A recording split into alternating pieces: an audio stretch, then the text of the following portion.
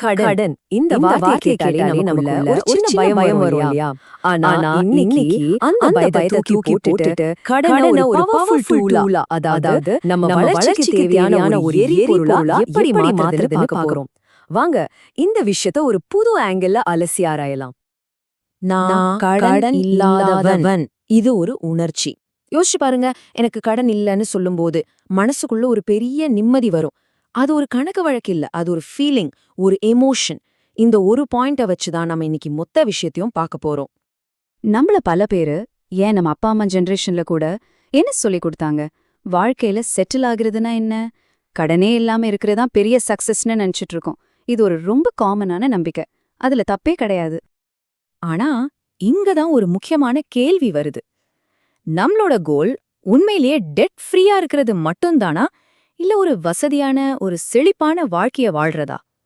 ஏன்னா யோசிச்சு பாருங்க, ஒரு டெய்லி வேஜ் ஒர்க்கர் கூட கடன் இல்லாம இருக்கலாம். ஆனா அதுவா நம்மளோட அல்டிமேட் கோல்?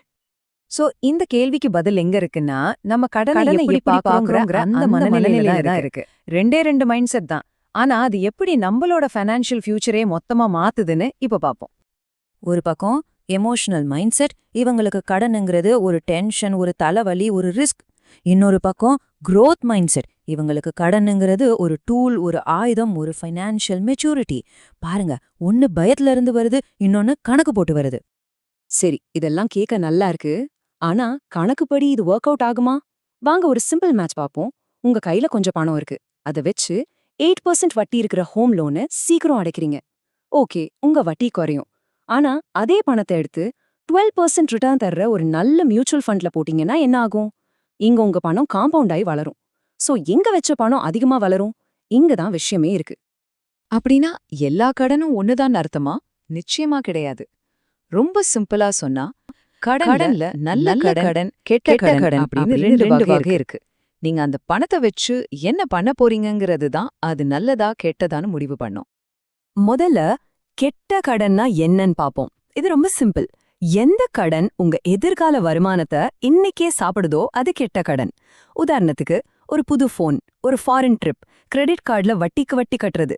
இதெல்லாம் எந்த ஒரு சொத்தையும் உருவாக்காது, ஆனா மாசம் மாசம் உங்க சம்பளத்துல ஒரு பெரிய பங்க காலி பண்ணிடும். அப்போ நல்ல கடன். இது அதுக்கு அப்படியே ஆப்போசிட். எந்த கடன் உங்க எதிர்கால வருமானத்தை அதிகரிக்குதோ இல்ல ஒரு சொத்தை உருவாக்குதோ அதுதான் நல்ல கடன். ஒரு வீடு வாங்குறது, ஒரு பிசினஸை டெவலப் பண்ண கடன் வாங்குறது, இல்ல உங்க படிப்பை மேம்படுத்த ஒரு எஜுகேஷன் லோன் வாங்குறது, இது எல்லாமே உங்க சம்பாதிக்கிற திறனை அதிகப்படுத்தும். அதனால இது குட் டெட். இதுக்கு ஒரு நல்ல பேர் இருக்கு, திறன் உருவாக்க கடன், அதாவது கெப்பாசிட்டி பில்டிங் டெட். சிம்பிளா சொன்னா, வாழ்க்கைய சமாளிக்கிறதுக்காக கடன் வாங்காம வாழ்க்கைய அடுத்த லெவலுக்கு கொண்டு போறதுக்காக கடன் வாங்குறது. இதுதான் அந்த பெரிய வித்தியாசம். ஓகே, அப்போ இந்த நல்ல கடனை புத்திசாலித்தனமா எப்படி பயன்படுத்துறது? அதுக்கு சில சிம்பிள் ரூல்ஸ் இருக்கு. வாங்க அத பார்க்கலாம். இது ஒரு கோல்டன் ரூல்னே சொல்லலாம். உங்க மாச சம்பளத்துல எல்லா இஎம்ஐயும் சேர்த்து 40% மேல போகவே கூடாது. அதைவிட முக்கியமான விஷயம் என்னன்னா, இஎம்ஐ கட்டினதுக்கு அப்புறமும் உங்களால சேமிக்க முடியணும், முதலீடு செய்ய முடியணும். எப்போ உங்க இஎம்ஐ உங்க சேமிப்பை நிறுத்துதோ அப்பவே அது ரெட் அலர்ட் தான். இத ஒரு உதாரணத்தோடு புரிஞ்சுக்கலாம். ரமேஷ்னு ஒருத்தர் இருக்காருன்னு வச்சுப்போம். அவரோட மாச செலவுக்கு பணம் பத்தல. அதனால ஒரு 5 லட்சம் பர்சனல் லோன் வாங்குறார். இப்போதைக்கு பிரச்சனை சால்வ் ஆன மாதிரி இருக்கும். ஆனா உண்மையில என்ன நடக்குது? பிரச்சனை சால்வ் ஆகல, கொஞ்ச நாளைக்கு தள்ளி போயிருக்கு, அவ்வளோதான். இப்போ இதே ரமேஷ் வேற மாதிரி யோசிக்கிறார். ஒரு 50 லட்சம் ஹோம் லோன் வாங்கி ஒரு வீடு வாங்குறார். அந்த வீட்ல இருந்து வாடகையும் வருது. இப்போ பாருங்க, இந்த கடன் அவரோட வருமானத்தை அதிகப்படுத்துது. முதல் கடன் பிரச்சனைய தள்ளி போடுச்சு, ஆனா இந்த 2வது கடன் அவரோட ஃபியூச்சரையே மாத்துது. இதுதான் அந்த கெப்பாசிட்டி பில்டிங் டெட்டோட பவர்.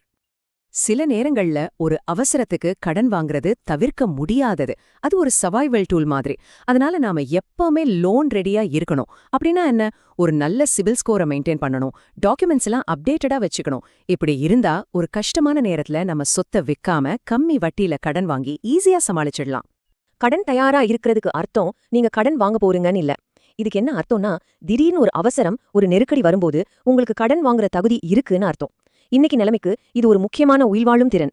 கோவிட் டைம்ல இது நம்ம நேரடியாவே பார்த்தோம். கடன் தயாரா இல்லாதவங்க அவங்க சொத்துக்களை நஷ்டத்துக்கு வித்தாங்க, இல்லனா அதிக வட்டிக்கு கடன் வாங்கினாங்க.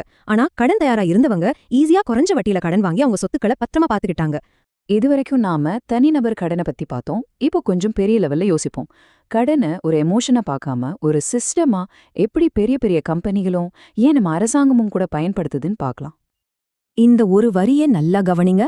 பணக்காரங்க அவங்க சொந்த பணத்துல வாழ்றது ரொம்ப குறைவு. அவங்க மத்தவங்க பணத்துல தான் வாழ்றாங்க. இங்க மத்தவங்க பணம்னா என்ன? பேங்க் பணம், அதாவது கடன். உலகத்துல இருக்கிற பெரிய பிசினஸ் மேன் ஆகட்டும், டாடா மோட்டார்ஸ் மாதிரி பெரிய கம்பெனிகள் ஆகட்டும், அவங்க வளர்ச்சிக்கு பயன்படுத்துறது அடுத்தவங்க பணத்தை தான். இதுக்கு பேர் தான் ஓபிஎம், அதர் பீப்பிள்ஸ் மணி. இதுக்கு ஒரு சூப்பரான உதாரணம் இருக்கு. ஸ்விட்ச் போடாத ஃபேனுக்கு எப்பவுமே ரிப்பேர் வராது. ஆனா அதனால அந்த ஃபேனுக்கு என்ன பிரயோஜனம்? அதோட வேலையே சுத்துறது தான். கடனும் அப்படிதான். அதுல ரிஸ்க் இருக்குன்னு பயந்து ஒதுக்கி வச்சா அதோட உண்மையான பலனை நம்மால பயன்படுத்திக்கவே முடியாது. அது சரியா பயன்படுத்தணும். எப்போ நீங்க கடனை ஒரு எமோஷனா பார்க்காம ஒரு சிஸ்டமா பார்க்க ஆரம்பிக்கிறீங்களோ அப்போ பயம் போயிடும். அதாவது லோனை எப்படி திருப்பி கட்ட போறோம்னு ஒரு சிஸ்டம் இருக்கணும். மாசா மாசம் ஆட்டோமேட்டிக்கா இஎம்ஐ போகுது, இல்ல வாடகை வருமானத்திலிருந்து இஎம்ஐ கட்டுறீங்க. இப்படி ஒரு சிஸ்டம் செட் பண்ணிட்டா கடன் ஒரு டென்ஷனா இருக்காது. அது மாசா மாசம் நடக்கிற ஒரு ப்ராசஸ், அவ்வளவுதான். சரி, இப்போ நாம கடைசி கட்டத்துக்கு வந்துட்டோம். நாம இதுவரைக்கும் பேசினதோட முக்கியமான சாராம்சம் என்னன்னு பார்க்கலாம். பாருங்க, எனக்கு கடன் இல்லைன்னு சொல்றது ஒரு எமோஷன். ஆனா நான் கண்ட்ரோலான கடனோட நிறைய சொத்து வச்சிருக்கேன் அப்படின்னு சொல்றது ஒரு ஸ்ட்ராட்டஜி. நம்மளோட குறிக்கோள் அந்த எமோஷனல் நிலையிலிருந்து இந்த ஸ்ட்ராட்டஜிக்கான நிலைக்கு வர்றதுதான். அதுதான் உண்மையான ஃபைனான்ஷியல் மெச்சூரிட்டி. இந்த முழு உரையாடலையும் நான் ஒரே ஒரு கேள்வியோட முடிக்கிறேன். கொஞ்சம் யோசிச்சு பாருங்க. உங்க வாழ்க்கைய சும்மா மேனேஜ் பண்றதுக்கு இல்லாம உங்க வாழ்க்கைய அடுத்த லெவலுக்கு கொண்டு போறதுக்கு உங்களால எந்த ஒரு கடனை வாங்க முடியும்? பதில் உங்ககிட்ட தான் இருக்கு. யோசிங்க.